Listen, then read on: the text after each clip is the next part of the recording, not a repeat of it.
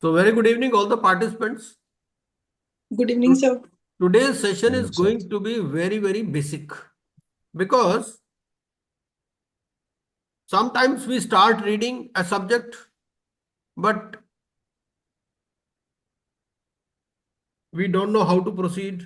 Or sometimes even when we proceed, we are lost in the syllabus. Syllabus is very wide. So I'll give you a very, very basic idea of what all is about this IBC, how to read IBC code, and particularly the various processes involved. And that too, I will restrict it to corporate persons today.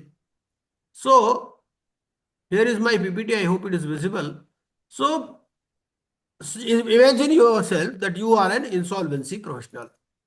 So whenever you read the code, you have to imagine yourself in two situations. One, that you are an insolvency professional. Second, you are an examiner. And you have to put yourself in the position of an examiner, that what type of questions I can ask.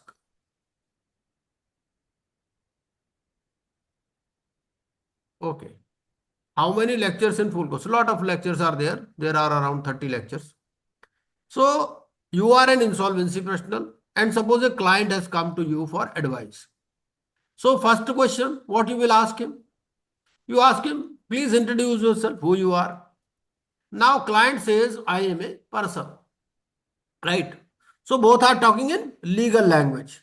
So he says, I am a person. Now I ask him, please specify which type of person you are. Because person is also specified in section 3, subsection 23. So I show him a list. This list is visible to you. This list of persons which is given in section 3, subsection 23. I hope it is visible to you on your screen. Yes, sir. Yes.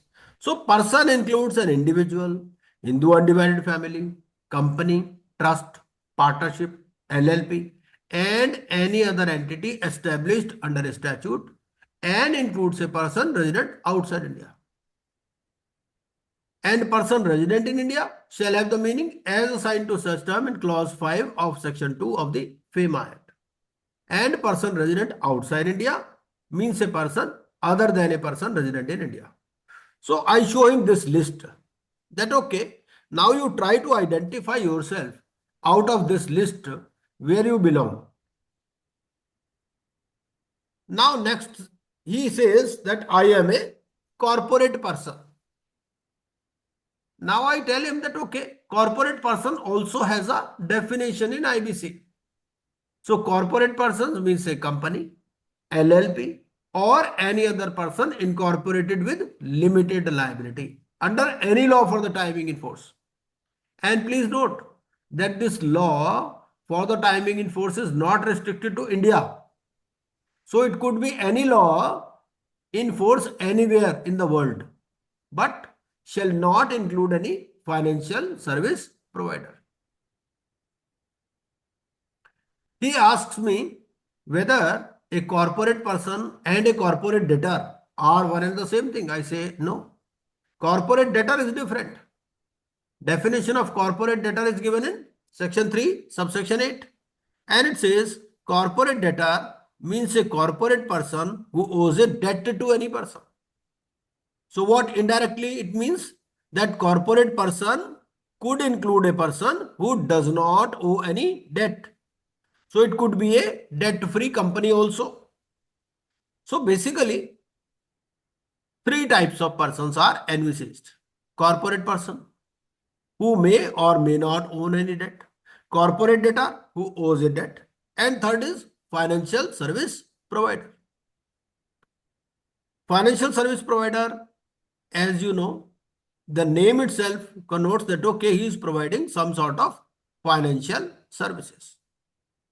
It could be a bank, it could be an NBFC. So there are separate provisions for financial service providers. So they are not covered in the definition of corporate person. Right. Now, I show him this table. You have come to me for advice regarding IBC. Now you identify yourself, where you stand, what type of corporate person you are. First of all, I ask him whether you have incurred any default. He says no, there is no default. Then I tell him that the only course available to you is voluntary liquidation. And if there is a default, then what is the amount of default? Amount of default is also important. So if the amount of default is 1 crore or above, you can either go in for CIRP or you can go in for fast track. Forms of application for both CIRP and fast track are same, but procedurally it is a bit different. And if the default amount is 10 lakhs and above, then you can go in for PPIRP, pre-pack insolvency resolution process. Now he says, tell me something about this PPIRP. It is looking interesting. So I tell him that, okay, PPIRP is a process which is slightly different from the CIRP and fast track, because here you will be able to retain the control over your company. Whereas in case of CIRP and fast track, the control will not be available with you. The control will shift to the resolution professional, to the insolvency professional. Now he asked me whether there is any condition for this PPIRP also. So I tell him that only corporate debtor who is having turnover 250 crore or less, or investment in plant and machinery 50 crore or less, is only eligible for PPIRP process. Please note that these limits have undergone changes as of today, but we have to see our syllabus as on 24th February 2025 presently. And IBPI can change the syllabus with 3 months prior notification. Right? Now he asks me, even if I am an MSME and my default is 1 crore or above, can I go in for CIRP? The answer is yes. So he can go in either for CIRP or fast track or PPIRP in case default amount is 1 crore or above. But naturally, he will prefer PPIRP, pre-pack insolvency resolution process, because in that process, he will be able to retain the control. Time taken is also different in different types of processes. In case of corporate insolvency resolution process or CIRP, the time limit is 180 days plus one-time extension maximum 90 days and maximum 330 days, including litigation period. In case of fast track, it's 90 days plus one-time extension of maximum up to 45 days. In case of PPIRP, it is 120 days. And in case of voluntary liquidation, it will depend whether there are creditors in the company or not. In case there are creditors, then 270 days. And if it is debt-free company, then 90 days. So I tell him that this is the overall picture.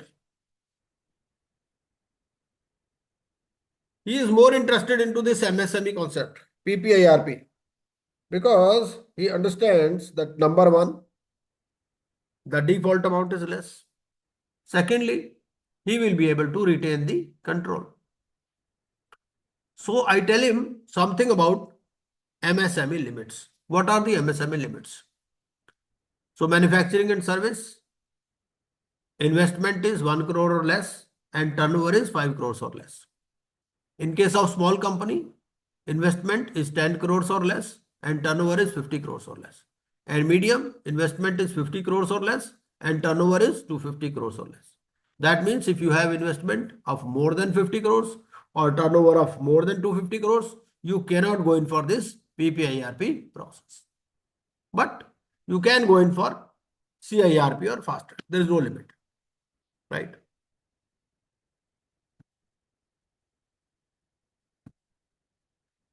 Now, He says, okay, you have told me about this PPIRP. Now please tell me something about this fast track process also. What is this fast track process? To what type of companies it is restricted? So I tell him that, okay, the central government will specify, the central government will notify that, okay, assets with debtors and assets and income below a specified level, or with such class of creditors or such amount as specified, or such other categories as may be notified, may cover under this fast track corporate insolvency resolution process. So basically, in a layman's language, if you want to understand, it is limited to small companies. So number one, small sized companies, which are defined in Companies Act, startup company other than partnership firm, or an unlisted company with total assets not exceeding 1 crore rupees as reported in the books of the preceding financial. So these are the three types of companies which can go in for this fast track corporate insolvency resolution process, where the period is less and the formalities are also less. Now, what is a small company under Companies Act? So small company, it is defined in section 285. And here also, you have to particularly note that this definition also has undergone changes, but we have to study the definition as on 24th of February 2025. Why I am telling you again and again? Because you have to go as per your syllabus. If you just Google or you take a latest copy, so figures may be different. So small company defined in section 285 means a company other than a public company. So this company also has not to be a public company, whose paid up share capital does not exceed 50 lakhs or such higher amount as may be prescribed, which shall not be more than 5 crores. So prescribed means as per rules. And as per rules, what is the limit? Here it is. What is the limit? Limit is 4 crores. And turnover, of which, as per profit and loss count for the immediately preceding financial year, does not exceed 2 crores or such higher amount as may be prescribed, which shall not be more than 100 crore, and the limit here is 40 crores. So 4 crores paid up capital, 40 crores turnover. As of now, 5 crores and 100 crores, but that is not of your syllabus, right? Provided that nothing in this clause shall apply to a holding company or a subsidiary company, Section 8 company, or a company or body corporate governed by any special act, right? So this is the notification. Because this pre-pack process is applicable to startups also, so let us study the definition of startup also. So it says an entity shall be considered as a startup if it satisfies all of the following conditions. If it is incorporated or registered as any of the following: private limited company, partnership firm, but this is not applicable. This fast track process is not applicable to partnership because it is limited to corporates only, and limited liability partnership. One person company, provided that such entity is not formed by splitting up or reconstruction of a business already in existence. It has not completed 10 years since its incorporation or registration. Its turnover for any of the financial years has not exceeded 100 crores. And it satisfies any of the following conditions. It is working towards innovation of new products, processes, or services, or development of new products, processes, or services, improvement of existing products or services. It is a scalable business model with a high potential of employment generation or wealth creation. So this is the definition of startup. And third type of company which is eligible for fast track is unlisted company with total assets not exceeding 1 crore rupees, right? So now you have come to know that what are the various types of processes which are available for corporate persons or corporate debtors, right? And depending upon the various conditions, you can opt for either of these processes.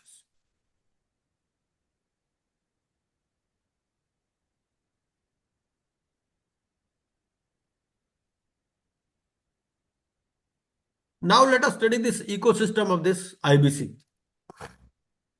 It is divided into 5 parts. And in each of the parts, there are chapters also. Just a minute.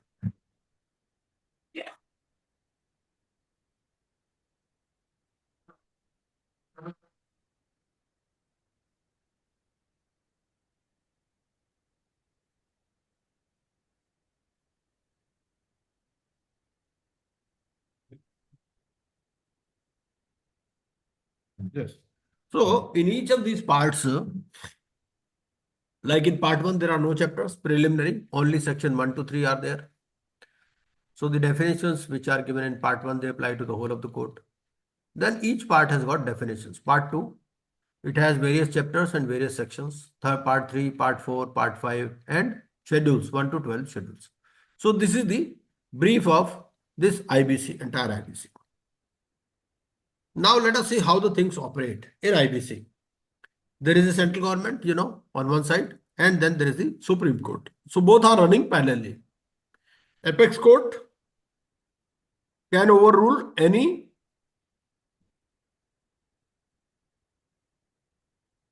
regulation, any act. So it can give judgment which is in contradiction with the act also. Because Article 142 is there, which says to render complete justice, you can go beyond the law also. You can go beyond the act and rules also. So that is the authority. But the central government may again overrule that decision by bringing another legislation. We know there have been so many occasions on which the decisions of the Supreme Court have been overruled by bringing another legislation. That we all know. So what the central government has done here, central government has appointed a regulator, IBPI, and IBPI being a regulator is regulating various persons involved. They may be insolvency professionals, they may be insolvency professional entities, they may be the agencies, and they may be information utilities. Application can be made by financial creditor or operational creditor or corporate debtor. The adjudicating authority is NCLT or DRT, depending upon the type of the applicant. If it is a corporate applicant, application normally goes to NCLT, and if it is non-corporate, then it goes to DRT, subject to certain exceptions. And then these orders, they are appealable before NCLT or DRT.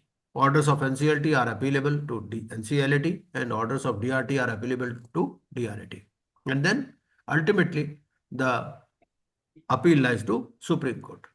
So there is minimum interference of other courts except Supreme Court. I show this table. There are two tables.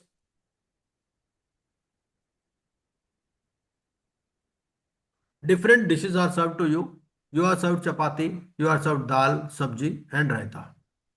Now, one way of eating your meal is that you first eat all the chapatis and then dal and then sabji and then the raita. You will not be able to relish. But the other way is that you consume all these things side by side. Right? So that is the way. You have to read along with the section regulations, rules, circulars, notifications, everything.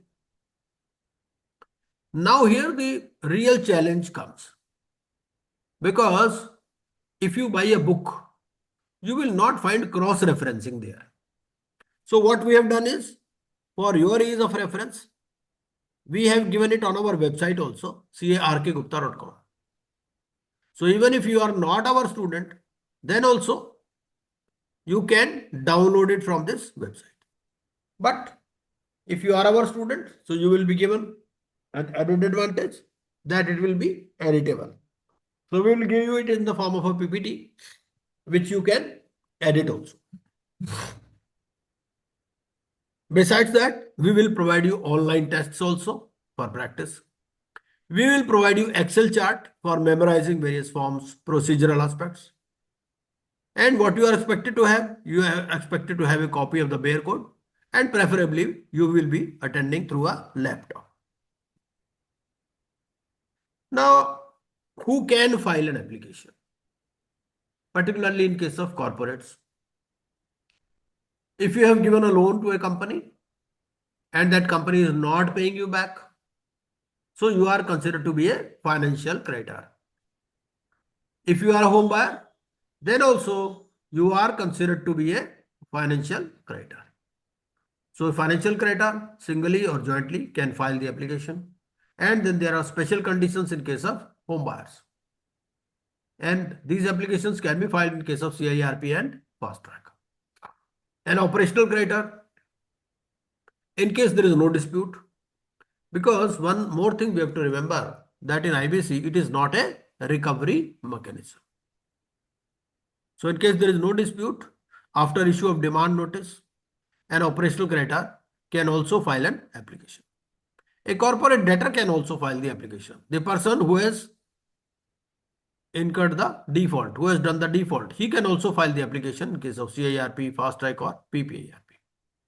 And if you are a corporate person, if you are a debt-free company, there is no default, then also you can directly go in for voluntary liquidation. So this is a brief about what is IBC. अब आप बताइए आपको पूरा इतना बात समझ में आया या नहीं आया? और if Yes, you have sir. any questions on this? हाँ जी, अमनदीप कौर जी, जो मैंने बताया कुछ कुछ समझ में आ रहा है कि नहीं?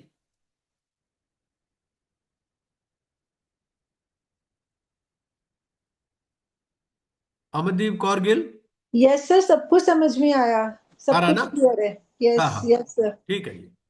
दीपक राणा जी, सर हमें ये हाँ बोलिए. हाँ, ये पीपीटी मिल जाएगी आपको, ठीक है. ये ये सब मिल बहुत जाएगा. इजी है. हाँ, मतलब पूरा आपसे देखते देखते पूरा मेमोराइज हो गया, बट एक बार गो थ्रू कर लेंगे तो हो हाँ जाएगा. हाँ हाँ हाँ, ये रिकॉर्डिंग भी मिलेगी आपको, पीपीटी भी मिल जाएगी. ओके, ठीक है. थैंक हाँ, यू ये सर. पीपीटी मैंने आज ही बनाई है, क्योंकि क्या है, ओके. मैं खुद सोचता रहता हूँ कि भाई स्टूडेंट को किस तरह से समझाना है. अच्छा, ओके हाँ सर. हाँ, ये आज ही बनाई है मैंने पीपीटी, ये पहले नहीं ओके, है. हाँ, ठीक है सर. ठीक है जी. तो हाँ जी. सबसे पहले जो भी आपके पास आता है, आपको क्या देखना है? सबसे पहले तो उसका कंपोजिशन देखना है कि वो किस टाइप का बंदा है. क्योंकि जब आपको केस स्टडी भी आएगी एग्जाम में, in case of case study also what they will ask you, they will ask you what, who are you, है ना, what are the conditions which you are meeting, तभी you can decide, because they may not directly tell you the process. So they will start with this, okay, when 2-3 options are available. ऐसा हो सकता है कि उसके पास 2 या 3 options available हो, जैसे इस तरह का कोई चार्ट हो सकता है. वो चार्ट नहीं देगा आपको, they will tell you through words कि भाई इस तरह का पर्सन है. वो कह देगा जी उसकी टर्नओवर 200 करोड़ की है ना, उसका डिफॉल्ट है 2 करोड़ का, but he don't want to lose the control. So what is the best process available for such a person, है ना. इस तरह से वो क्वेश्चन पूछेगा आपसे. तो आपको ना एक ओवरऑल पिक्चर भी माइंड में क्लियर होनी चाहिए.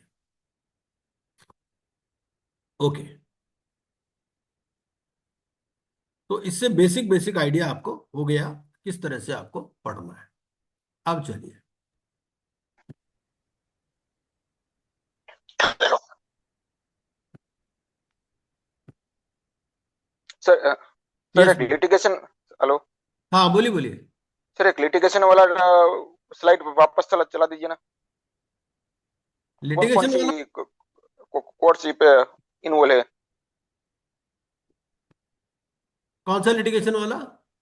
कौन कौन सी कोर्ट्स इन्वॉल्व है? ये वाली. अच्छा जी, हाँ हाँ हाँ, इसमें ये है ना कि who can file an application. नहीं, ये नहीं, हाँ, ये नहीं सर. कोर्ट आईबीबीआई और सुप्रीम कोर्ट वाला गया गया सर. कौन सा IBPS सुप्रीम कोर्ट? इसके बाद वाला page he is telling about, इसके बाद वाला पेज ये जिसमें नहीं, जिसमें ये एजुकेटिंग अथॉरिटी नहीं, नहीं. नहीं सर, नीचे वाला जिसमें एजुकेटिंग अथॉरिटी एनसीईआरटी लिखा हुआ था ना, चार्ट बना हुआ हाँ, था. अच्छा, ये, हाँ यस, ये वाला, यस यस हाँ यस, हाँ हाँ. हाँ, सेंट्रल। ये सब मिलने वाला है आपको, ये सब आपको मिल जाएगा। हम्म, मैं व्हाट्सएप पर शेयर कर दूंगा आपको। अच्छा। हाँ ये हाँ। क्या है सर, आईबीपी क्या है सर? हम्म। ये क्या, थोड़ा समझा दीजिए सर ये। हाँ मैं समझा देता हूँ, देखिए ऐसा है, मैंने आपको बताया, on the one side is the central government and on the other side is the supreme court. ठीक है, hmm, both are running parallelly. Hmm, supreme court किसी भी डिसीजन को ओवररूल कर सकता है, किसी एक्ट को, रूल को, रेगुलेशंस को ओवररूल कर सकता है कि भाई ये ठीक नहीं हम्म, है ना। वो अपना हाँ सर। इंटरप्रिटेशन देता है एज पर आर्टिकल 142। हम्म, और सेंट्रल गवर्नमेंट भी उसको चेंज कर सकता है, सेंट्रल गवर्नमेंट भी हम्म, सुप्रीम कोर्ट के डिसीजन को कैसे चेंज करेगा, वो एक्ट में हम्म, अमेंडमेंट कर देगा, है ना। हम्म, बट इसका इकोसिस्टम क्या है कि central government has appointed a regulator IBBI, hmm, और आईबीबीआई जो रेगुलेटर है, it is regulating the various persons involve, various stake holders involve. Who are the hmm, stake holders? You may be an insolvency professional, you may be an insolvency professional entity. ठीक है, if you are an insolvency professional, then you have to pass the limited insolvency examination. You have to undergo this 50 hours of training, pre-registration hmm, educational course. Then you have to enroll yourself with IPA and you have to register yourself with IBBI. ठीक है, हाँ sir.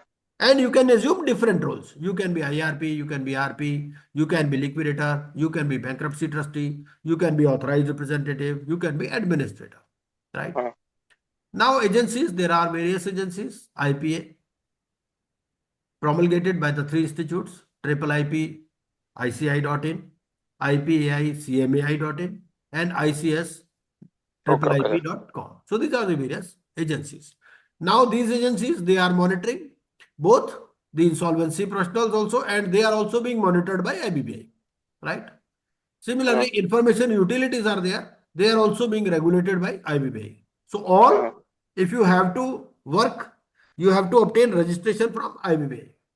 Hmm, IP, IPE, IPA, information utility. They have to pay certain fees to the IBBA and then they have to register themselves. So this is the process. We will read about it in detail, right? And on the other side is the adjudication process. So if you are a financial creditor, you have given loan, or if you are hmm, an operational creditor, you have provided goods or services, or if you are a corporate debtor.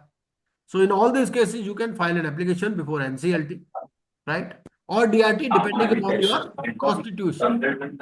You could be, if you are an individual or a partnership firm, then you can file an application before DRT.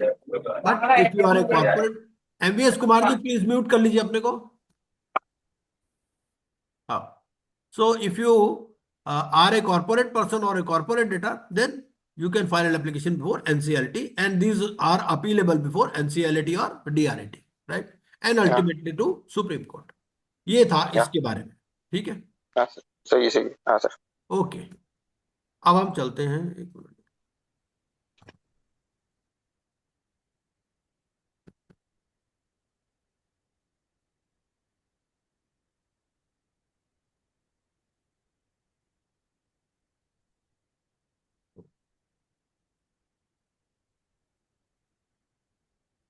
ये, so I hope my screen is visible. Is it visible?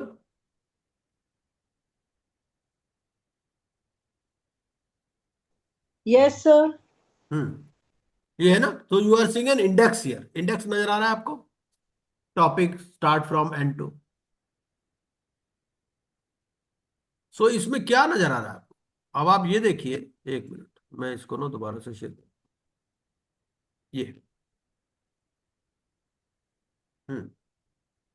So what I have done is, अगर आप book देखोगे, book में क्या है, पहले पूरा act they दिया आपको, उस एक्ट के बाद में आपको रेगुलेशंस, रूल्स दे दिए।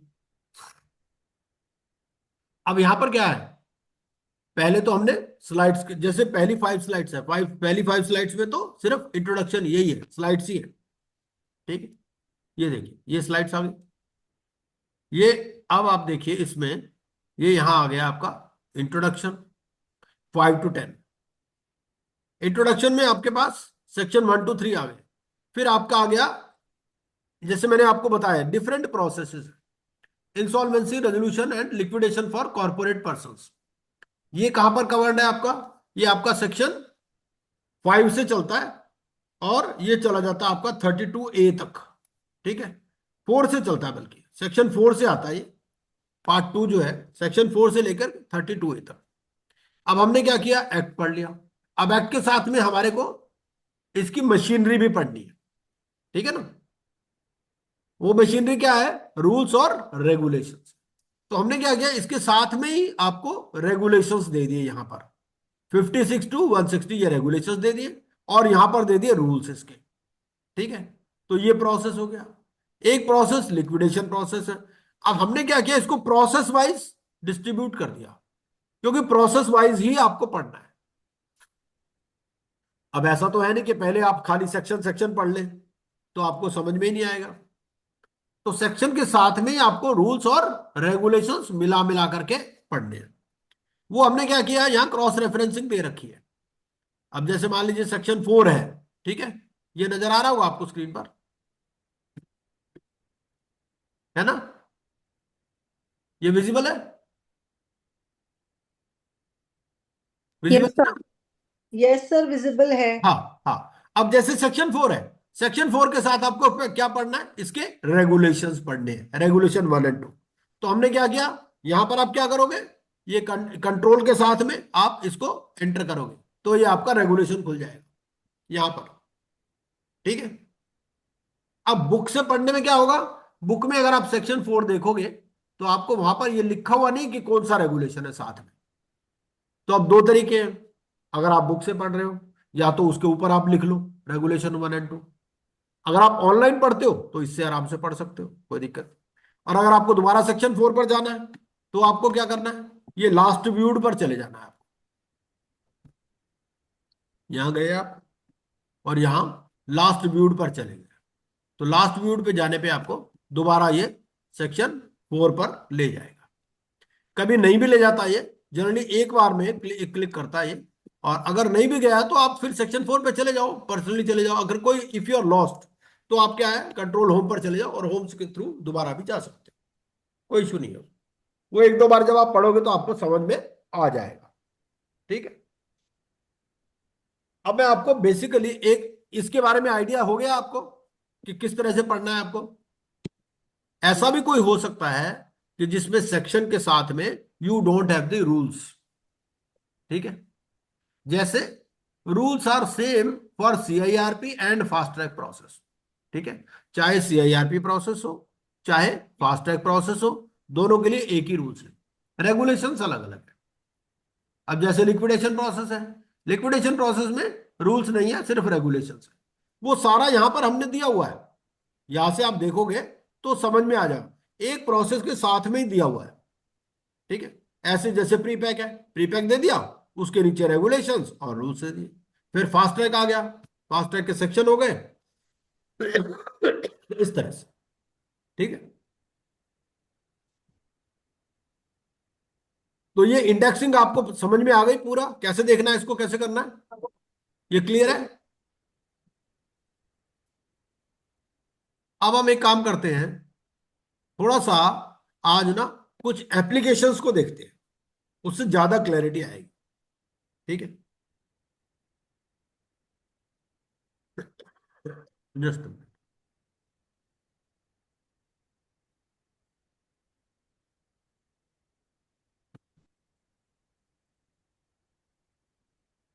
ये सेक्शन 7,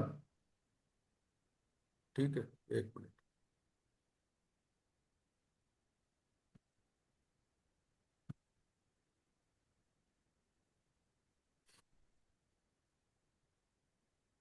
क्योंकि देखिए एक लेमैन जो है वो कैसे समझता है, हमें एक लेमैन के व्यू से भी लॉ को अंडरस्टैंड करना चाहिए।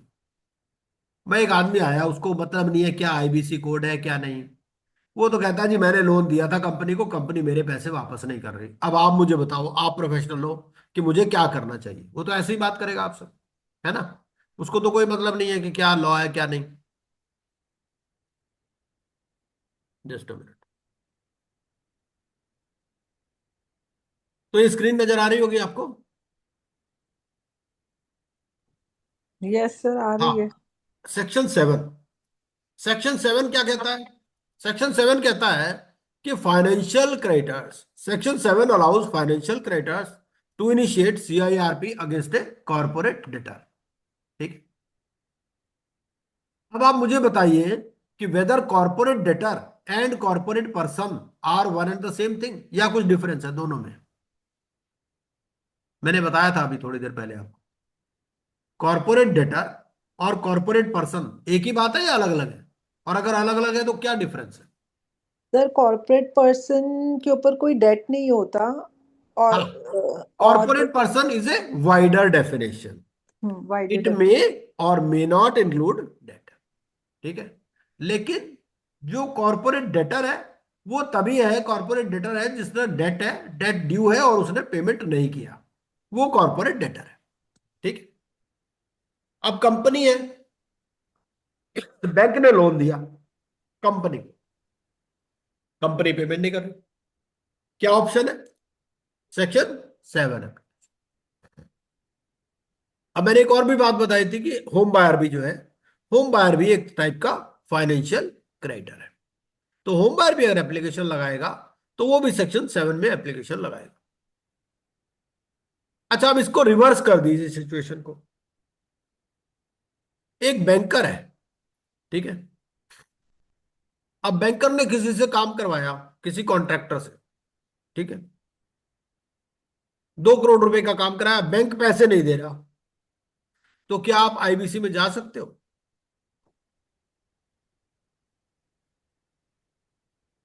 नो सर, हाँ, फाइनेंशियल। क्योंकि वो उसके लिए सेपरेट प्रोसीजर है। हाँ जी, सेपरेट प्रोसीजर वो है। प्रोसीजर सेपरेट क्यों है? वो सेक्शन 227 में दिया हुआ है। वो क्यों है? क्योंकि बैंक्स, फाइनेंशियल इंस्टीट्यूशंस, ये सारे फाइनेंशियल सर्विस प्रोवाइडर्स में आते हैं और यस सर। इनके लिए सेपरेट रेगुलेटर है, आपको पता है, आरबीआई। तो उस रेगुलेटर से भी परमिशन लेनी पड़ेगी।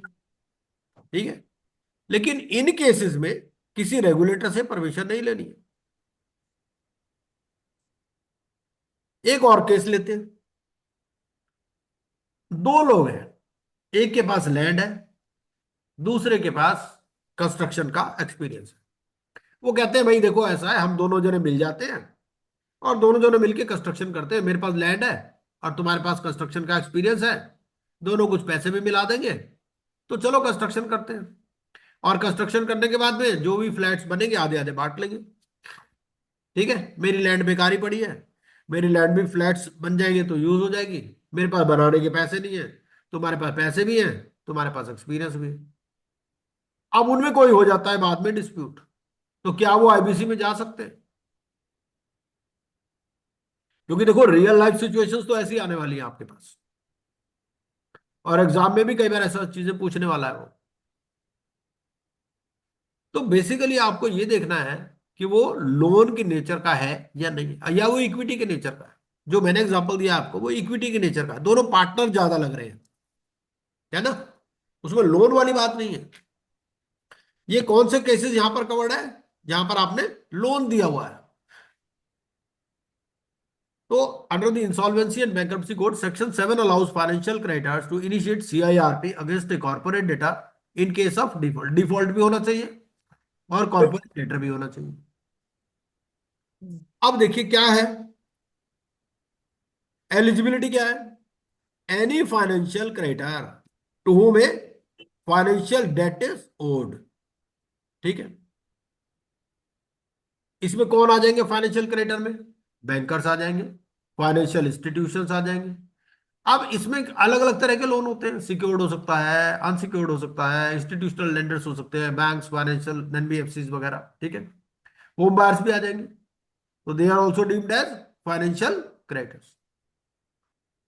प्राइवेट लेंडर्स इंडिविजुअल्स है या एंटिटीज है who provided loans with interest, तो वो भी इसके अंदर आएंगे। अच्छा, आप एक बात और बताइए, एक डायरेक्टर ने लोन दिया हुआ कंपनी को, क्या वो सेक्शन 7 की एप्लीकेशन लगा सकता है? एक डायरेक्टर ने कंपनी को लोन दिया हुआ है, तो अमरिंदर जी आप बताओ, लगा सकता है क्या वो application? It's a related party. तो रिलेटेड पार्टी से क्या होता है ना? मेरा तो सीधा क्वेश्चन है, मेरा सीधा क्वेश्चन है, एप्लीकेशन लगा सकता है या नहीं लगा सकता? सर लगा सकता है, बिल्कुल ठीक, प्राइवेट लेंडर। बिल्कुल ठीक है। नहीं, मेरा क्वेश्चन है कि डायरेक्टर है कंपनी का, हाँ जी। उसने कंपनी को लोन दिया हुआ है, अब उसका लोन कंपनी वापस नहीं कर रही, तो क्या वो सेक्शन 7 की एप्लीकेशन लगा सकता है? The answer is yes sir. हाँ, यस लगा सर। सकता है। क्योंकि देखो उसने लोन दिया, कोई गुनाह तो नहीं कर दिया ना। हाँ जी। हाँ, वो एक अलग बात है कि वो सीओसी का पार्ट बनेगा नहीं बनेगा, क्योंकि वो related party, that is another question. हाँ जी। 29 ए सर। ठीक है ना, वो एक सेपरेट बात है। Okay sir. तो bankers, financial institutions, home buyers, private lenders, debenture holders, deposit holders, ये लोग भी एप्लीकेशन लगा सकते हैं। एक कंपनी ने फिक्स डिपॉजिट्स ले रखी हैं, ठीक है, पहले होता था कंपनी वाले डिपॉजिट्स लेते थे, है, ये आईबीसी आने से पहले की बात है, 90s की बात है। तो डिवेंचर होल्डर्स, डिपॉजिट होल्डर्स, ये लोग भी एप्लीकेशन लगा सकते हैं, लेकिन वो कितने लगा सकते हैं वो हमें आगे देखें। डिफॉल्ट कितना है ये हमारे को मालूम है कि 1 करोड़ का डिफॉल्ट है। जो होम बायर्स है उनमें कुछ एडिशनल कंडीशंस भी अप्लाई होती है। भाई आजकल तो 1 करोड़ रुपए से भी ज्यादा के फ्लैट है। अब मान लीजिए एक होम बायर है, ठीक है, उसने 5 करोड़ का फ्लैट पैसे दे दिए, अब कंपनी ना उसको फ्लैट दे रही है ना उसके पैसे वापस कर रही है, क्या वो सिंगल ही एप्लीकेशन लगा सकता है कंपनी के अगेंस्ट में? यस सर लगा सकता है, 1 करोड़ का लिमिट नहीं भी। नहीं नहीं नहीं, उसके लिए ना कुछ एडिशनल कंडीशन। उसमें ये है कि भैया देखो ऐसा है, उसके 1,000 फ्लैट है, 1,000 में 999 को कोई दिक्कत नहीं, सिर्फ तुम्हें ही दिक्कत है। ओ यस सर, वो 10% वाला पॉइंट हाँ भी आएगा। बिल्कुल बिल्कुल, उसमें ना वो क्राइटेरिया है, यस वो उस अंडरस्टूड। क्राइटेरिया के हिसाब से आपको चलना है। ठीक है। फॉर्म नंबर कौन सा है? फॉर्म नंबर के लिए कहाँ जाना है आपको? रूल्स में जाना है, तो फॉर्म नंबर 1 है। फाइलिंग फीस कितनी होगी? 25,000 होगी। एडजुडिकेटिंग अथॉरिटी कौन है? एनसीएलटी है। एनसीएलटी। और मैंडेटरी रिक्वायरमेंट क्या है? एक तो आपको रिकॉर्ड ऑफ डिफॉल्ट लेना है। हम्म। ये इंफॉर्मेशन यूटिलिटी क्या है? इंफॉर्मेशन यूटिलिटी है national e governance services limited, NESL। तो ये NESL क्या करती है? NESL ऐसे ही है जैसे MCA है, जैसे सरसई है, लेकिन एनसीए ये अभी नई नहीं बनी है, NESL, है ना, IBC 2016 में आया, तो अभी इसके पास पूरी इंफॉर्मेशन नहीं है। ये क्या करती है? इन बैंकर्स के साथ में they are in touch. Bankers इनको पीरियोडिकली अपनी रिटर्न फाइल करते हैं, देखो भाई इस पैन नंबर ने लोन लिया है, फिर वो उसको ईमेल भेजते हैं, उससे कंफर्म करते हैं भाई तुमने लोन लिया है कि नहीं लिया, और उस पर फिर कलर कोडिंग करते हैं। ठीक है। मान लीजिए आपने PNB से 100 करोड़ का लोन लिया, एक पैन नंबर वाले ने लोन लिया, बैंकर ने बोला भाई दिस पर्टिकुलर नंबर है, particular pan number has taken loan of 100 crore rupees from us. अब वो क्या करेंगे? उससे पूछेंगे ईमेल के थ्रू कि भैया देखो हमें ये इन्फॉर्मेशन मिली, बैंक ने ये बताया कि आपने लोन लिया, आप बताओ आपने लिया है या नहीं लिया। अब दो बातें हो सकती है, या तो वो कहेगा मैंने लिया है, या कहेगा मैंने नहीं लिया, तो भाई ये गलत इन्फॉर्मेशन। अगर वो एक्सेप्ट कर लेता है तो ग्रीन कोडिंग हो जाती है, अगर वो कह देता है नहीं तो रेड कोडिंग हो जाती है। लेकिन बैंक के केस में उन्होंने ये कहा, बैंक्स और फाइनेंशियल इंस्टीट्यूशंस के केस में, कि हम 3 बार रिमाइंडर भेजेंगे, और 3 रिमाइंडर पर भी अगर वो साइलेंट रहता है तो फिर हम मानेंगे कि लोन लिया है उसने। कई बार ऐसा भी होता ना कि बंदा कहता है मैं कुछ बोलता ही नहीं, ना हाँ ना ना, मैं चुप रहता हूं अपने आप। ठीक है। लेकिन अगर other than banks and financial institutions है, तो उसमें if you do not reply तो फिर वो येलो मार्क कर देते हो, ग्रीन येलो एंड। ठीक है। सर अच्छा, फुल फॉर्म क्या बताया सर इसका? फुल फॉर्म एनईएस एनईएसएल NESL का का फुल फुल फॉर्म? फॉर्म है national e governance services limited. Okay sir. इसकी वेबसाइट भी है, आप NESL के नाम से अगर सर्च करोगे तो वेबसाइट मिल जाएगी, उसमें पूरी इंफॉर्मेशन है। उसमें आप भी एज ए यूजर रजिस्टर हो सकते हो, और payment of fees you can access information also. ठीक है। अच्छा, और रिकॉर्ड ऑफ डिफॉल्ट ये कैसे देते हैं? आपने एप्लीकेशन लगानी है तो आप फॉर्म डी लेते हो, वहां से फॉर्म डी आपको मिलता है, फॉर्म डी में इंफॉर्मेशन ऑफ डिफॉल्ट हो जाती है। अगर आपने फॉर्म डी ले लिया इंफॉर्मेशन यूटिलिटी से, तो ये मान लिया जाए फिर आपको और चीजें देने की जरूरत नहीं है। ठीक है। लेकिन अभी ये फॉर्मेटिव स्टेज में है, तो हो सकता है ना हो इंफॉर्मेशन, तो वो क्या करते हैं कि आपके पास कोई लोन का एग्रीमेंट होगा, कोई सैंक्शन लेटर होगा, ठीक है, बैंक स्टेटमेंट होगी, रिटर्न कम्युनिकेशन होगा, डिमांड नोटिस होगा, ठीक है ना, उसके अलावा आपको क्या करना है कि एप्लीकेशन के साथ ही एक इंसॉल्वेंसी प्रोफेशनल से भी कंसेंट लेनी है, क्योंकि भाई आप अगर फाइनेंशियल क्रेडिटर हो सकता है आपको आइडिया ना हो, है ना, कैसे आईबीसी का पूरा प्रोसीजर क्या है, फॉर्म क्या भरना है क्या नहीं भरना, तो आप फॉर्म 2 में कंसेंट ले लेते हो। अभी एप्लीकेशन आपने लगाई नहीं है, फॉर्म 2 में पहले ही कंसेंट ले लेते हो इंसॉल्वेंसी प्रोफेशनल से, कि वो उसको कहते हैं प्रपोज्ड आईआरपी, कि अगर इस कंपनी की सीआईआरपी स्टार्ट हो गई, अगर ये एप्लीकेशन जो मैं लगाने जा रहा हूं अगर ये एडमिट हो गई, तो मैं इस कंपनी का आईआरपी बनने के लिए तैयार हूं, मैं क्वालिफाइड भी हूं, मैं कोई I am not suffering from any disabilities. ठीक है, ये बात है, यहां तक क्लियर है। अब होम बायर्स के केस में, होम बायर्स के केस में क्या है, ज्वाइंट एप्लीकेशन होनी चाहिए। एक होम बायर चाहे उसका 100 करोड़ का हो फिर भी वो एप्लीकेशन नहीं लगा पाएगा।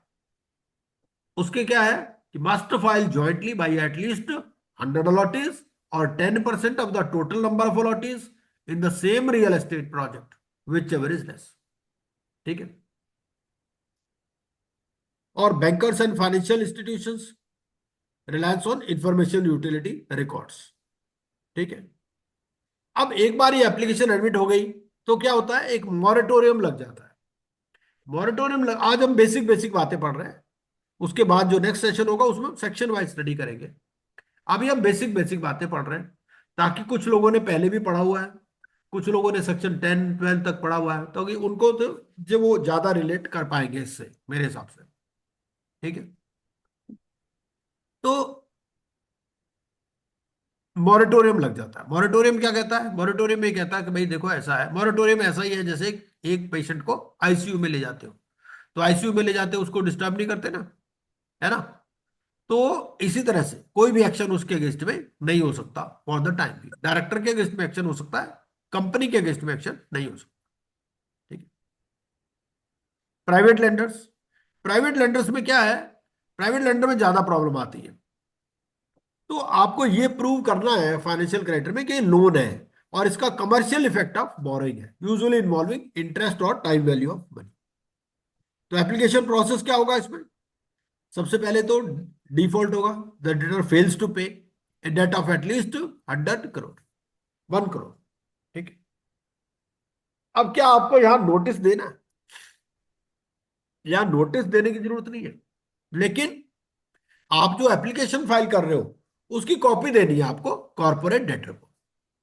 ठीक है, एप्लीकेशन आपने फाइल करनी है फॉर्म 1 में विद एनसीएलटी, 25,000 रुपए की फीस है, एक आईआरपी का नाम है और एविडेंस ऑफ डिफॉल्ट है, ये सब बातें हमने पढ़ ली। ठीक है, और आप इसकी कॉपी दे दोगे किसको, कॉर्पोरेट डेटर। एनसीएलटी इसको स्क्रूटनाइज करेगी 14 डेज में। वो क्या देखेगी, एक तो ये देखेगी कि डेट है कि नहीं और डिफॉल्ट है कि नहीं, ठीक है, और एप्लीकेशन कंप्लीट है कि नहीं। ठीक है, अगर सेटिस्फाइड है कि डेट भी है और डिफॉल्ट भी है, एक इसमें और पॉइंट है कि सेक्शन 7 के एप्लीकेशन को एग्जामिन करते टाइम एडजुडिकेटिंग अथॉरिटी डिस्प्यूट के ऊपर गौर नहीं करती। ऐसा भी हो सकता है कि कोई डिस्प्यूट हो आपस में, ठीक है, लेकिन डिस्प्यूट है या नहीं है इस बात से कोई मतलब नहीं है, डिस्प्यूट तो होता ही है ना, एक ने लोन नहीं दिया दूसरे ने नहीं, दूसरा को कहता है ये लोन है ही नहीं है ना। तो यहां ये क्या देखेंगे एडजुडिकेटिंग अथॉरिटी, डेट है और ड्यू है और डिफॉल्ट है कि नहीं और एप्लीकेशन कंप्लीट है, बस इतनी सी बात। अगर सेटिस्फाइड है तो एडमिट कर लेंगे, सीआईआरपी प्रोसेस शुरू हो जाएगा। और अगर एप्लीकेशन में कोई डिफेक्ट है तो 7 डेज का टाइम देंगे कि भाई आप रेक्टिफाई कर लो डिफेक्ट को। और जितनी भी टाइमलाइंस है, चाहे 14 डेज है, 7 डेज है, 180 डेज, 90 डेज, 330 डेज, ये सारी की सारी डायरेक्टरी है। ठीक है, मैंडेटरी इनमें कोई भी नहीं, चाहे एप्लीकेंट की साइड से हो चाहे एडजुडिकेटिंग अथॉरिटी की साइड से। Appointment of IRP on admission, the NCLT appoints an IRP to take over the management. ठीक है,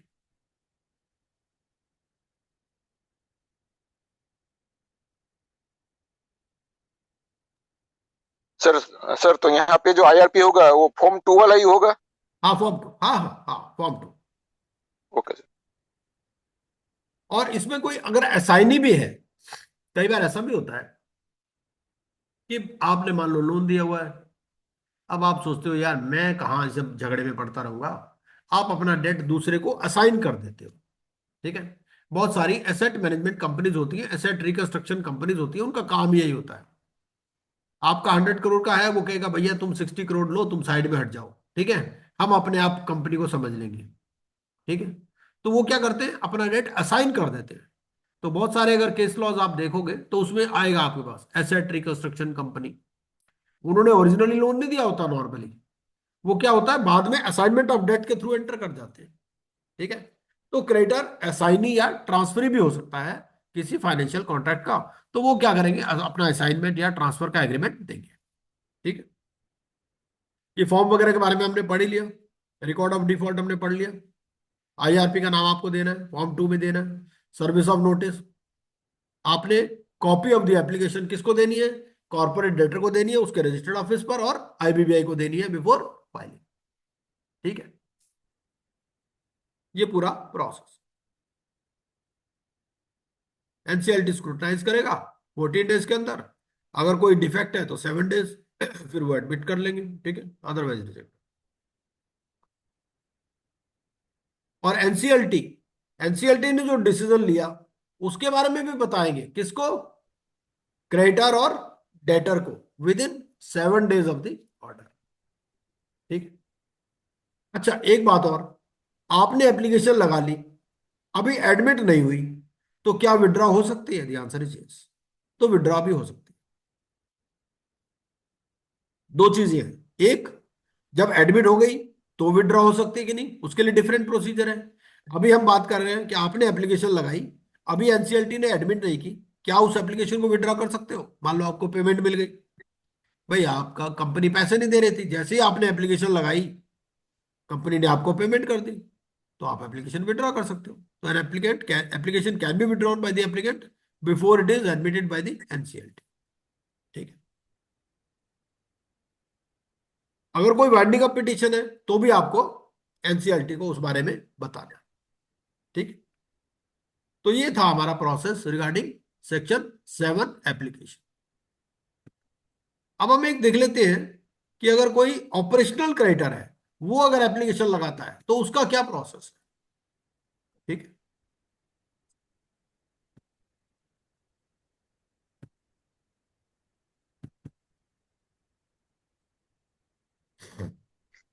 ठीक है जी।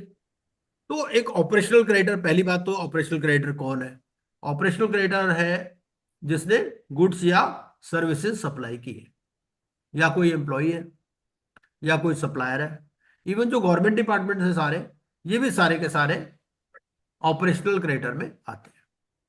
ठीक है, कस्टम्स है, इनकम टैक्स है, जीएसटी डिपार्टमेंट है, ये सारे के सारे ऑपरेशनल क्रेडिटर में आते हैं। ठीक है, अब किसी ने गुड्स या सर्विसेज सप्लाई की, उसको पेमेंट नहीं दे रही कंपनी, तो वो क्या माना जाएगा, ऑपरेशनल क्रेडिटर। इनका प्रोसीजर स्लाइटली डिफरेंट है। ठीक, पहली बात कि इनको डिमांड नोटिस देना है। ठीक है, तो एप्लीकेशन फाइल करने से पहले इनको एक प्रिलिमिनरी स्टेप फॉलो करना है, जो कहां दिया हुआ है, सेक्शन 8 में दिया हुआ। ठीक है, ये स्क्रीन पर नजर आ रहा होगा आपको, ये नजर आ रही है कि नहीं, यस सेक्शन सर। 8। हाँ, तो सबसे पहले आपको क्या करना है, एक डिमांड नोटिस देना है। डिमांड नोटिस क्या होगा, जो भी आपका अनपेड डेट है या कॉपी ऑफ इनवॉइस होगा डिमांडिंग पेमेंट। और इसका क्या फॉर्म है, ये फॉर्म आपको application to adjudicating authority rules में दे रखा है, फॉर्म 3 और फॉर्म 4। फॉर्म 1 और 2 हमने पहले से पढ़ लिए। फॉर्म 1 क्या है, application by financial creditor, financial financial, creditor और फॉर्म 2 क्या है, इन टर्म आईपी। हाँ कॉन्सेंट फॉर्म है कसम से, है ना, जो प्रपोज्ड आईआरपी है उसके लिए कॉन्सेंट। अब फॉर्म 3 डिमांड नोटिस है, और फॉर्म 4 है इनवॉइस विद नोटिस। अब आप कहोगे 3 और 4 में क्या फर्क है, 4 में तो देखो इनवॉइस है, कई बार ऐसा भी होता है कि आपने इनवॉइस रेज नहीं किया, आप काम करते जा रहे हो। ठीक है, मान लो आप कंस्ट्रक्शन कॉन्ट्रैक्ट चल रहा है, उसमें आप काम कर रहे हो, बिलिंग तो होती है कुछ माइलस्टोन्स अचीव करने पर, तो आपने काम तो किया हुआ है लेकिन आपने कोई इनवॉइस रेज नहीं किया, तो फिर फॉर्म 3 में आप डिटेल्स दोगे, और अगर आपने इनवॉइस रेज किया हुआ तो फॉर्म 4 में दोगे। बात वही है, ठीक है। अब ये नोटिस देना कैसे है आपने, रजिस्टर्ड ऑफिस पर देना है, by hand, registered post, speed post या electronic mail to a director और की पर्सन, ठीक है। कई बार ऐसा होता है कंपनी का ऑफिस बंद है तो आप डायरेक्टर पे भी दे सकते हो नोटिस। अब नोटिस मिल गया उसको, 10 दिन के अंदर उसने रिस्पॉन्ड करना है। With 10 days of receiving the notice the CD must respond to the OC. अब वो क्या कहेगा, कॉर्पोरेट डेटर क्या कहेगा, वो कहेगा भाई हमारा तो डिस्प्यूट है ना। अगर डिस्प्यूट है तो आप एप्लीकेशन लगा ही नहीं सकते। अब कहोगे आप एप्लीकेशन नहीं लगा सकते हो, आप कहां जाओगे, फिर आप सिविल कोर्ट में जाओगे या कमर्शियल कोर्ट में जाओगे, ठीक है। अगर आप सिक्योर्ड क्रेडिटर है तो सरफेसी में एक्शन लो, ठीक है। तो वो क्या कह सकता है, he may point out the existence of a dispute और पेंडिंग ऑफ ए सूट और arbitration filed before the notice was received. लेकिन ये कब होना चाहिए ये डिस्प्यूट, ऐसा नहीं कि आपको नोटिस मिला और बाद में आपने डिस्प्यूट रेज कर दिया, नहीं, ये पहले से होना चाहिए, ये जरूरी है, ठीक है। या फिर वो ये कह देगा देखो जी मैंने तो पेमेंट कर दी, ये रहा प्रूफ। हो सकता है वो किसी दूसरे अकाउंट में चला गया हो बैंकर की गलती से, या आपको नहीं मालूम हो आपने कहीं दूसरे अकाउंट में डाल दिया, दूसरी पार्टी के अकाउंट में डाल दिया, हमने तो जी पेमेंट कर दिया, ये रहा प्रूफ इसका, ठीक है। अब मान लो वो कुछ भी नहीं बोलता या वो जेल में ही है, ऐसा भी होता है ना, वो भाग गई गए, कंट्री छोड़ के भागे, तो आपको ये सब जवाब मिलने वाले हैं नहीं, है ना। तो अगर पेमेंट नहीं हुआ और आपको कोई नोटिस ऑफ डिस्प्यूट भी नहीं मिला 10 दिन के अंदर, तो आप क्या करोगे, you can move to file an application, उसके बाद में आप फिर एप्लीकेशन फाइल कर सकते हो। तो पहले आपको एक नोटिस देना है, ठीक है। और एप्लीकेशन कौन से फॉर्म में फाइल करनी है, फॉर्म 5 में, ठीक है। तो 1 2 3 4 और 5 तक हम पहुंच चुके हैं। तो ये आपको फाइल में एप्लीकेशन करनी है और इसकी फीस है कितनी, 2000 रुपये। 2000। और मैंडेटरी डॉक्यूमेंट्स क्या है, आप कॉपी ऑफ इनवॉइस लगाओगे इसके साथ में, ठीक है। एफिडेविट। हाँ, कॉपी ऑफ इनवॉइस या डिमांड नोटिस जो डिलीवर किया आपने उसके डिलीवरी का प्रूफ लगाओ। फिर एक एफिडेविट दोगे क्या, कि सीडी ने मुझे कोई डिस्प्यूट के बारे में नोटिस नहीं दिया है। आप एक तो उससे पता करा लिया, उससे पूछ लिया, दूसरी बात आपसे भी एफिडेविट ले लिया। ऐसा नहीं कि उसने बोला हो आप झूठ बोल रहे हो कि भाई मुझे नोटिस नहीं मिला, तो इसलिए आपसे एफिडेविट ले लेते। फिर सर्टिफिकेट ले लेते हैं फ्रॉम फाइनेंशियल इंस्टीट्यूशन या information utility records if available confirming non payment. अब इफ अवेलेबल क्यों लिखा, वो कहता अगर बैंक से भी अगर आप सर्टिफिकेट ले आओ कि भाई पेमेंट नहीं मिली, अब बैंकर बोलेगा आपके 36 अकाउंट है, हमें क्या पता पेमेंट मिली नहीं मिली, है ना। तो इसीलिए इन्होंने वर्ड लगा दिया इफ अवेलेबल, अगर है तो ठीक है, नहीं तो कोई बात नहीं।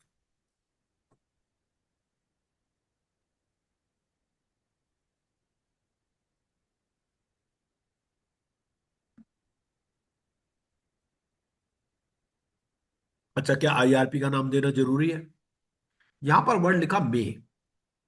जैसे फाइनेंशियल क्रेडिटर में तो नाम देना जरूरी है, लेकिन ऑपरेशनल क्रेडिटर में नाम देना जरूरी नहीं। आप नाम दे भी सकते हो और नहीं भी दे सकते।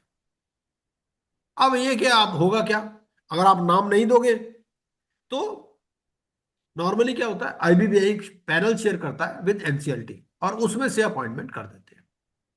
अगर आपने नाम दिया है तो वो ये चेक कर लेते हैं कोई डिसिप्लिनरी प्रोसीडिंग तो नहीं है, बस इतनी सी बात है, ठीक है। और कॉपी इसकी देनी है किसको, registered office of the CD and IBBI before filing it with NCLT. Adjudicating authority के पास वही चीज है, 14 डेज का टाइम है।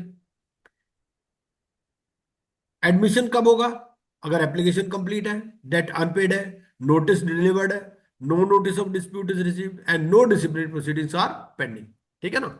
तो एडजुडिकेटिंग अथॉरिटी ये सब बातें देख लेगी। इसमें देखो कुछ एडिशनल कंडीशंस है ना, वहां पर ये डिस्प्यूट विस्प्यूट की बात नहीं थी फाइनेंशियल क्रेडिटर के केस में।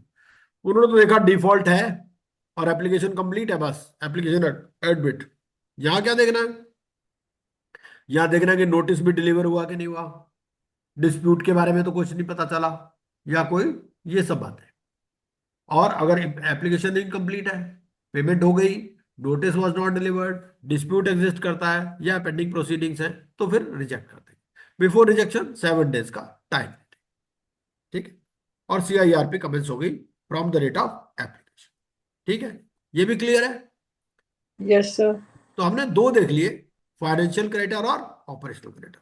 अब एक बार कॉर्पोरेट डेटर के बारे में भी हमने कहा था कि कॉर्पोरेट डेटर भी एप्लीकेशन लगा सकता है, तो वो भी एक बार देख लेते हैं। Sir yes. प्राइवेट लेंडर के केस में, हाँ हाँ बोलिए। हाँ, प्राइवेट लेंडर हो तो आपका सेक्शन हेलो, 7 में एप्लीकेशन जाएगा। प्राइवेट लेंडर के केस में मान लीजिए 1 करोड़ से थोड़ा ना वॉइस ब्रेक हो रही है आपकी, या तो आप मेरे को चैट में लिख सकते हो, या व्हाट्सएप पे लिख सकते हो, या यहाँ लिख दो है ना कोई। सर, उसमें मान लीजिए 1 करोड़ से कम है तो उसके पास और क्या रेमेडी है?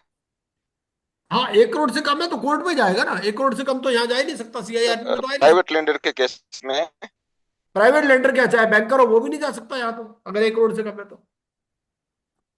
हेलो, सेक्शन 7 वाली एप्लीकेशन तो लगेगी तब जब 1 करोड़ या उससे ज्यादा है। तो क्या क्या रेमेडी है उसके, वो रेमेडी क्या है? वो रेवेन्यू सिविल कोर्ट में जाओ, कमर्शियल कोर्ट में जाओ, देखो सिक्योर्ड है अनसिक्योर्ड है, अपन सिक्योर्ड है तो और क्या कर सर्विस में सकता है एक्शन लो। है, क्या कह रहे हो आप?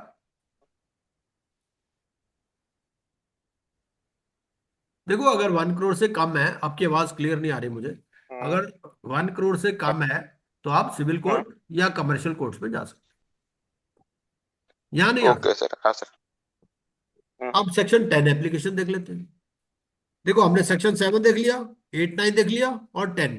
10 में क्या है, जो कंपनी है जिसने डिफॉल्ट किया वो खुद भी एप्लीकेशन लगा सकती है, ठीक है। और इसमें एप्लीकेशन कौन लगाता है? Corporate applicant. अब कॉर्पोरेट एप्लीकेंट क्यों वर्ड लिखा? क्योंकि कॉर्पोरेट एप्लीकेंट भी डिफाइंड है। कॉर्पोरेट एप्लीकेंट में कॉर्पोरेट डेटर तो आएगा ही आएगा, उसके अलावा जो उसका CFO है, CEO है, वो लोग भी एप्लीकेशन लगा सकते हैं, ठीक है। तो यहाँ क्या प्रोसीजर है? A corporate applicant may file an application for initiating CIRP with the adjudicating authority. ये नजर आ रही होगी स्क्रीन मेरे ख्याल आपको, सेक्शन 10 वाली, है ना? नहीं सर, नहीं आ रही। जस्ट अ मिनट, ठीक है। अब वो कभी कभी हो जाता है ऐसे, मैं 1 मिनट दोबारा इट्स ओके सर। हाँ, ये हो गया जी सेक्शन 10, ठीक है। अब नजर आ रही, हाँ,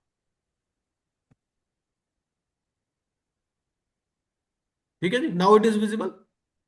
यस सर। हाँ, तो सेक्शन 10 में क्या है? कॉर्पोरेट एप्लीकेंट एप्लीकेशन लगाएगा for initiating CIRP with the adjudicating authority only when the corporate debtor has committed a default. अच्छा, अगर मान लो कॉर्पोरेट डेटर ने डिफॉल्ट ही नहीं किया तो क्या, फिर कहाँ एप्लीकेशन लगेगी? फिर वो, फिर CIRP में जाने की जरूरत ही नहीं उसको, अगर डिफॉल्ट ही नहीं किया तो। फिर वो अगर कंपनी बंद करना चाहते हैं तो वो वॉलंटरी लिक्विडेशन में जा सकते हैं, ठीक है, अगर डिफॉल्ट नहीं है तो। अगर डिफॉल्ट है तो यहां आ जाओ, सेक्शन 10 में एप्लीकेशन लगा दो। अब यहां पर क्या है? अब हमने कॉर्पोरेट पर्सन की डेफिनेशन पढ़ी थी। कॉर्पोरेट पर्सन में कौन आ रहे थे? कंपनी, LLP, या एनी अदर बॉडी कॉर्पोरेट, ठीक। अब कंपनी अगर है तो इनको स्पेशल रेजोल्यूशन भी पास करनी है, तो इनको इंटरनल कॉर्पोरेट ऑथराइजेशन भी लेनी है। तो अनलाइक एप्लीकेशंस बाय फाइनेंशियल और operational creditors, section 10 application requires internal corporate authorisation.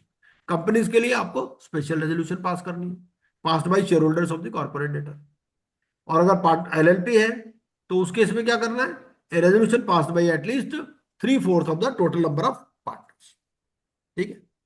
तो पार्टनरशिप यहां से छोड़ देते हैं हम, अब इसको खाली LLP कर।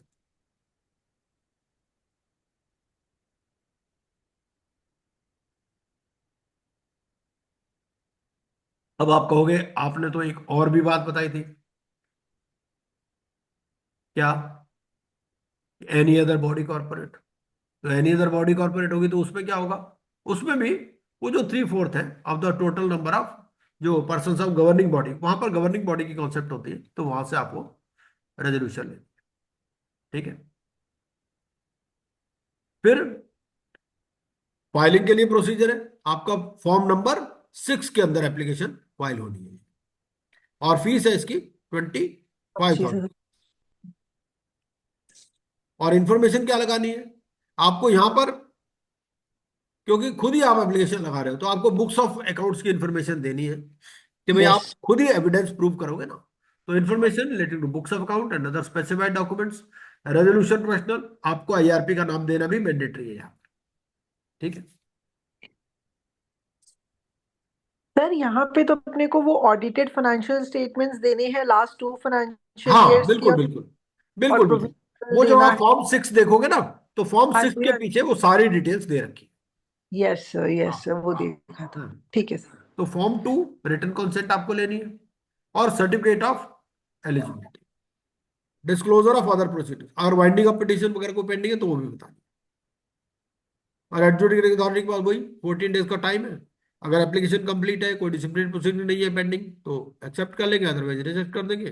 रिजेक्शन से पहले कोई रेक्टिफिकेशन चाहिए तो 7 डेज का नोटिस देते हैं। ठीक है। विदड्रॉ भी हो सकता है। ये हो ही गया हमारा, एलएलपी से हमने कर ही दिया।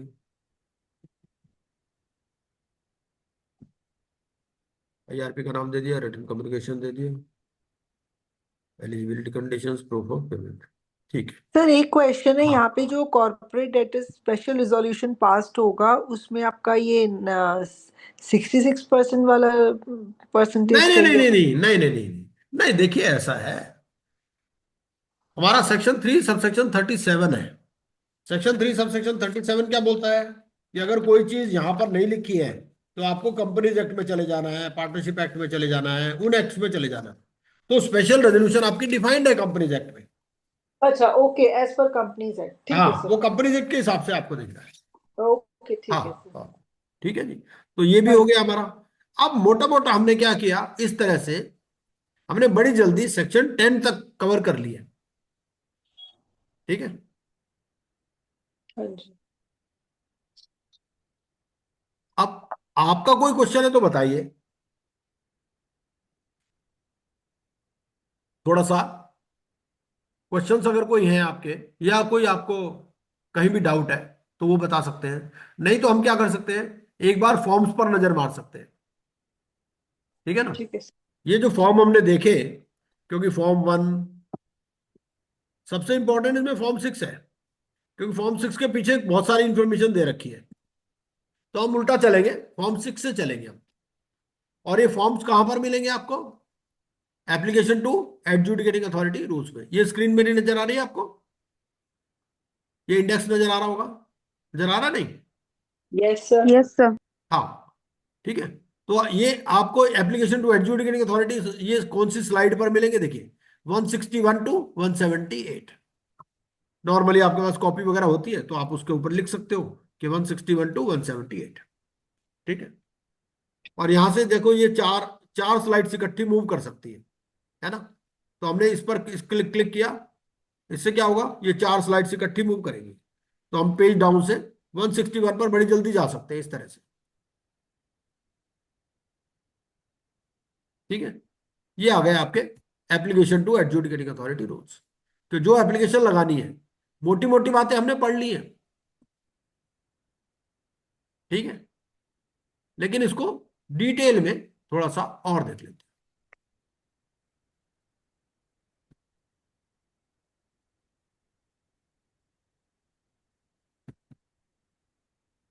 ये ये नजर आ रहा होगा आपको, है ना। तो फाइनेंशियल क्रेडिटर में क्या है, फॉर्म 1 है, और इस पर अगर आप क्लिक करोगे तो फॉर्म 1 भी खुल जाएगा। ठीक है। ये फॉर्म 3 हो गया, operational creditor, copy of invoice form 4 हो गया। Application by operational creditor form 5, application by corporate applicant form number 6। अब हमने क्या करना है, फॉर्म 6 पर जाना है और फॉर्म 6 पे यहां क्लिक कर देना है। तो ये फॉर्म 6 खुल गया आपका, नजर आ रहा है फॉर्म 6। Yes sir. हाँ। ठीक है। मैं बता भी रहा हूं कि कैसे पढ़ना है आपको। ठीक है। ये मैं पीपीटी आपके साथ शेयर कर दूंगा, जो भी पीपीटी मैं आपको दिखा रहा हूं, ये सारी पीपीटी मैं आपके साथ शेयर करने वाला। तो फॉर्म 6 है। फॉर्म 6 में सबसे पहले हम उल्टा चलते हैं, इसके एनेक्सर देखते हैं। ये है एनेक्सर, है ना। सबसे ज्यादा डिटेल फॉर्म 6 में ही है। क्या कहता है, ये एक मिनट, ये जूम इन कर लीजिए। हाँ। इन case of financial debt, record of default. अच्छा, रिकॉर्ड ऑफ डिफॉल्ट के लिए कौन सा फॉर्म आएगा आपके पास, फॉर्म डी, मैंने बताया था आपको। ये फॉर्म डी कौन सा है? इंफॉर्मेशन यूटिलिटी रेगुलेशन से आप फॉर्म डी में रिकॉर्ड ऑफ डिफॉल्ट ले लेते हो, ठीक है। On all the documents listed in serial number 8 of part 3 of this application. Operational debt है, क्योंकि यहां भी देखो, यहां भी हो सकता है ना भाई, डेट तो किसी टाइप का ही होगा ना, चाहे कॉर्पोरेट एप्लीकेंट ही एप्लीकेशन लगा रहा है, लेकिन डेट तो होगा ना, या तो लोन होगा या ऑपरेशनल डेट होगा, ठीक है। तो फाइनेंशियल डेट में तो फॉर्म डी ले लेगा वहां से, और अगर ऑपरेशनल डेट है तो copy of invoice and demand notice. अच्छा, अब आप कोई रीजन बता सकते हो भाई, ना फाइनेंशियल क्रेडिटर एप्लीकेशन लगा रहा, ना ऑपरेशनल क्रेडिटर एप्लीकेशन लगा रहा, इसको क्या जरूरत पड़ी एप्लीकेशन लगाने की? ये क्यों चला चाहता है एप्लीकेशन लगाना? भाई ये किसी कंपनी किसी के पैसे नहीं दे रही, ठीक है, और जिसके पैसे नहीं दे रही वो तो कुछ बोल नहीं रहा, ये खुद ही बोल रहा है, तो क्या कारण हो सकता है?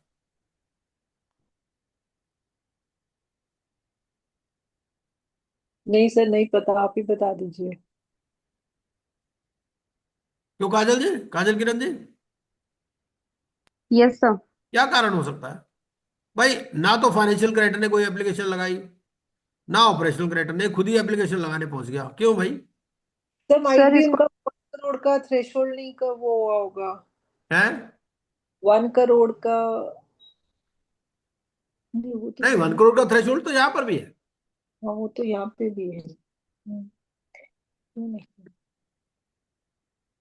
क्यों काजल जी? सर यस सर, सर ये इसलिए लगा रहा है ताकि मतलब जो इसके जो क्रेडिटर्स हैं वो इसका डिफॉल्ट तो हो ही गया है, मतलब खुद ही ये जाना चाहता है इसमें इंसॉल्वेंसी प्रोसेस में। तो क्यों जाना चाहता है, वही तो मैं पूछ रहा हूँ। एडजुडिकेटर अथॉरिटी पूछेगी नहीं भाई तुम्हें क्या तकलीफ है, जिनका लोन नहीं दे रहे वो तो एप्लीकेशन लगा नहीं रहे, तुम खुद पहुंच गए, क्यों भाई? सर इसको डेप्ट्स जो हैं वो हम्म। सर डिफॉल्ट शायद नहीं, इसका डिफॉल्ट भी कैसे हो डिफॉल्ट तो है ही ना, हाँ, डिफॉल्ट तो है। डिफॉल्ट तो है, 1 करोड़ का डिफॉल्ट है, तभी तो एप्लीकेशन लगा रहा नहीं है। या तो फाइनेंशियल डेट का डिफॉल्ट है या ऑपरेशनल डेट का डिफॉल्ट है। इसीलिए यही रीजन है कि सेक्शन 10 वाली बहुत कम एप्लीकेशंस लगती हैं, और सेक्शन 10 वाली एप्लीकेशंस को ये लोग भी थोड़ा शक की निगाह से देखते हैं, एनसीएलटी वाले। कई बार क्या होता है कि आदमी खुद ही अपने आप को लिक्विडेट करना चाहता है, वो सोचता है कि भाई मैं एक बार गंगा में डुबकी लगा लूंगा, मैं सारा यहां से फ्री हो जाऊंगा, ठीक है। वो अपने आप ही कोई फाइनेंशियल क्रेडिटर खड़ा कर देते हैं, लोन के डॉक्यूमेंटेशन करके झूठी मूठी उसमें डिफॉल्ट दिखा देते हैं, या ऑपरेशनल क्रेडिटर कोई अपने आप ही बिल बना दिए, बिल बना करके कोई किसी ऑपरेशनल क्रेडिटर को खड़ा कर दिया, ऐसे भी करते हैं। क्योंकि जब सीआईआरपी हो जाती है तो अब क्या है कि कॉर्पोरेट विल की एक कॉन्सेप्ट है, भाई कंपनी से पैसे लेने हैं, कंपनी से जो लेने हैं ले लो, हमने तो कोई डिफॉल्ट, आपने तो कोई फ्रॉड किया नहीं, फ्रॉड किया हो तो बात अलग है। तो इसीलिए सेक्शन 10 वाली एप्लीकेशन को एनसीएलटी भी शक की निगाह से देखती है, भाई इसको क्या बीमारी है, क्यों लगा रहा है ना। खैर, फॉर्मेलिटीज देख लेते हैं। फाइनेंशियल डेट है तो रिकॉर्ड ऑफ डिफॉल्ट लगाइए, ऑपरेशनल डेट है कॉपी ऑफ इनवॉइस या demand notice served by operational creditor, record of default obtained through information utility, return communication by proposed IRP, copy of relevant books of account evidencing default, तो इसको prove करना पड़ेगा। Copies of audited financial statements of the corporate debtor for the last 2 financial years and the provisional financial statement for the current financial year made up to a date not earlier than 14 days from the date of application, ठीक है। फिर statement of affairs made up to a date not earlier than 14 days from the date of application including the following documents. तो पहले तो आपने क्या किया, audited financial statements दे दी और प्रोविजनल फाइनेंशियल स्टेटमेंट दे दी करंट ईयर की, जिसके अभी ऑडिट नहीं हुआ, ठीक है। और फिर आपने स्टेटमेंट ऑफ अफेयर्स बना दी up to a date not earlier than 14 days from the date of application. Sir 14 days वाला फंडा कांट अंडरस्टैंड व्हाई भाई देखो मतलब 14 14 डेज days। इसीलिए ना कि लेटेस्ट इंफॉर्मेशन है ना, पुराना नहीं है। ओके सर, ओके ओके भाई ज्यादा ओके। पुरानी तो नहीं दे सकते ना, ये बात है, हम्म। इसलिए 14 डेज तक का देंगे। भाई अभी ओके। मान लो आपने 15 मार्च को एप्लीकेशन लगाई, अब 15 मार्च को आपका 15 मार्च मान लो 26 को आपने एप्लीकेशन लगाना चाह रहे हो, ठीक है हम्म ना। तो आपके पास 26 वाला तो ऑडिट हुआ नहीं, 25-26 का, 24-25 का हुआ है। तो 25-26 में क्या हुआ वो तो आपको लगाना पड़ेगा ना। ऑडिटेड। हम्म। और 26 का पूरा प्रोविजनल वाला। हाँ नहीं, प्रोविजनल अभी 15 मार्च हुआ ना, प्रोविजनल नहीं दोगे आप। ओके। प्रोविजनल फाइनेंशियल स्टेटमेंट दोगे फॉर द करंट ईयर, मतलब 14 दिन पहले तक का। जैसे 15 हम्म। अगर मार्च को लगाया तो आप 1 मार्च तक का दोगे, बस। ये प्रोविजनल दे दोगे, बाकी ऑडिटेड दे दोगे जो ऑडिट होगा। A statement of affairs made up to a date not earlier than 14 days from the date of application, including the following documents. List of the corporate debtors, assets and liabilities divided into such categories as are appropriate for easy identification with estimated values assigned to each category. ये देना है आपको, ठीक है। In case of any property on which a claim against the corporate debtor is wholly or partly secured, particulars of the claim and its amount and of how and when the security was created. अगर कोई security created है तो उसकी भी details देनी है। Names and addresses of the financial creditors and operational creditors of the corporate debtor with the amounts due to each of them. Particulars of any debt owed by or to the corporate debtor to or by the persons connected with it. ये भी देना है आपको, ठीक है। Whether any and if so what guarantees have been given in relation to the debts of the corporate debtor by other persons, specifying which if any of the guarantors is a related party of the corporate debtor and the corporate applicant. The names and addresses of the members and partners of the corporate debtor as the case may be with details of their respective shareholding. ये सारी information आपको देनी है। फिर copy of relevant extract of any constitutional document. जैसे मैंने बताया यहाँ पर कॉर्पोरेट एप्लीकेंट एप्लीकेशन लगा सकता है। तो अगर मान लो सीईओ एप्लीकेशन लगा रहा है तो वो क्या करेगा, वो साथ में मेमोरेंडम आर्टिकल्स की कॉपी लगाएगा या एलएलपी एग्रीमेंट लगाएगा, ठीक है। तो relevant extract of any constitutional document और share holders agreement that record the authority of the corporate applicant to make this application where the corporate applicant is a member or partner of the corporate debtor. Relevant अगर मान लो कोई employ है, employ भी लगा सकता है, CEO है मान लो, है ना। तो relevant extract of an employment agreement, constitutional document और filing made to the registrar of companies confirming the authority of the corporate applicant. जैसे मान लो कोई employ director to make this application where the corporate applicant is an individual in charge of managing the operations and resources of the corporate data or has control and supervision over the financial affairs of the corporate data, ठीक है। Affidavit लगाना in support of the application, proof that specified application has been paid, proof that a copy of the application has been served to the board, ठीक है। और ये application की fees.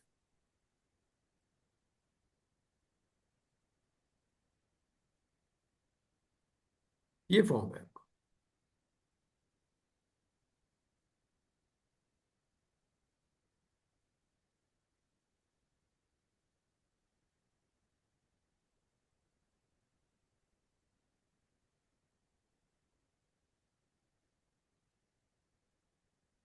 तो हम दोबारा से एक बारी यहां पर चलते हैं।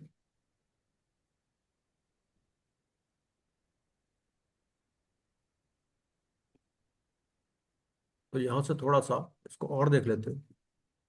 अब जैसे सेक्शन 1 है, सेक्शन 1 में तो क्या है, it extend to whole of India including J and K, ठीक है। तो पहले ये था कि जे.एंड.के पर पार्ट 3 एप्लीकेबल नहीं था, लेकिन अब आर्टिकल 370 एबॉलिश हो गया तो अब पूरा इंडिया पर एप्लीकेबल है।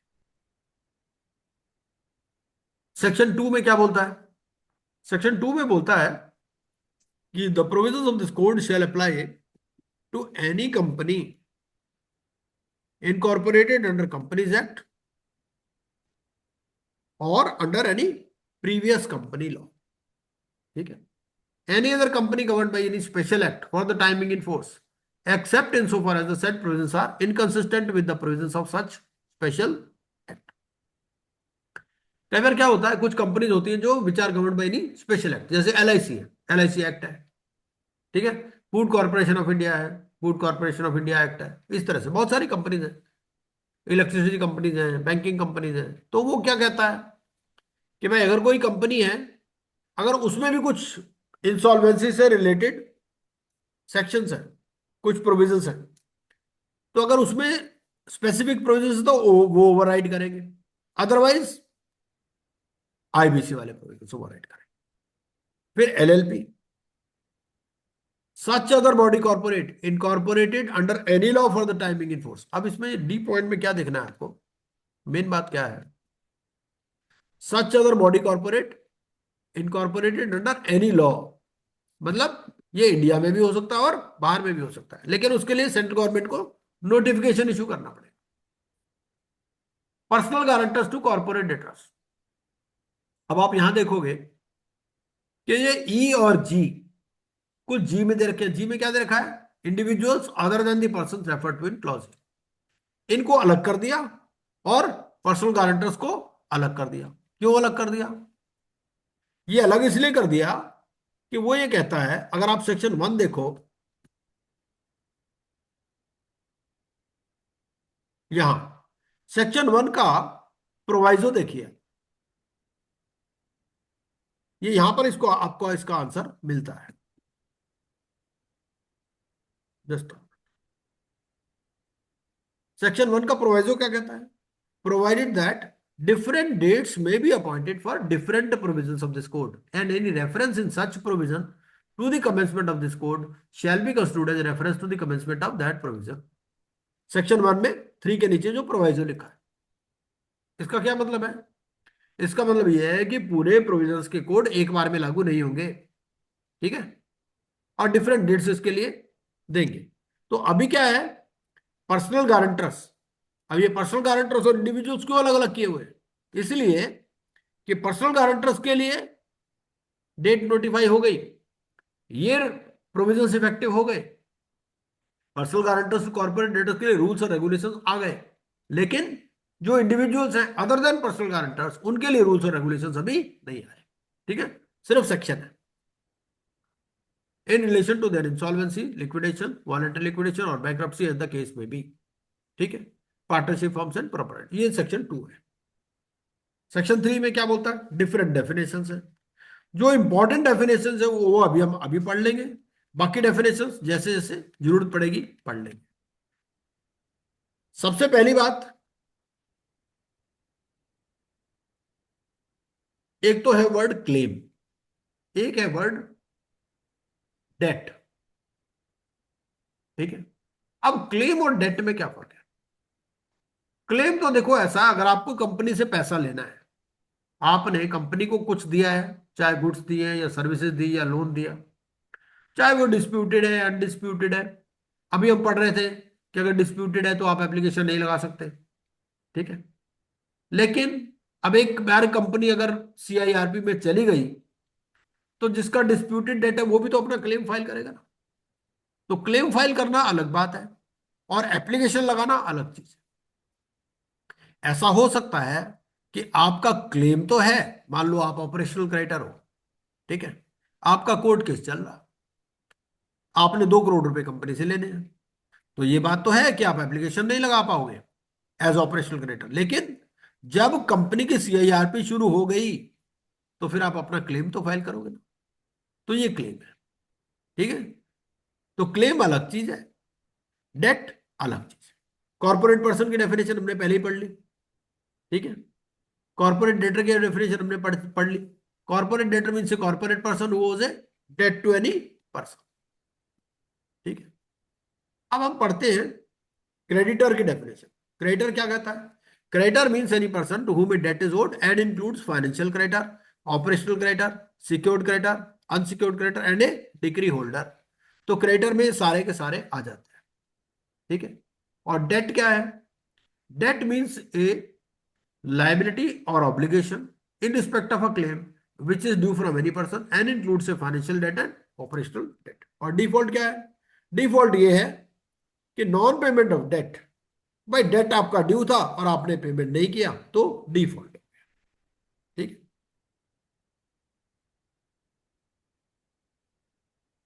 फाइनेंशियल सर्विस प्रोवाइडर, ये जब हम सेक्शन 227 पढ़ेंगे उसके साथ पढ़ लेंगे, मोटे मोटी बात वैसे ही समझ में आ जाती है कि फाइनेंशियल जो सर्विसेज दे रहा है वो फाइनेंशियल सर्विस प्रोवाइडर है, ठीक है।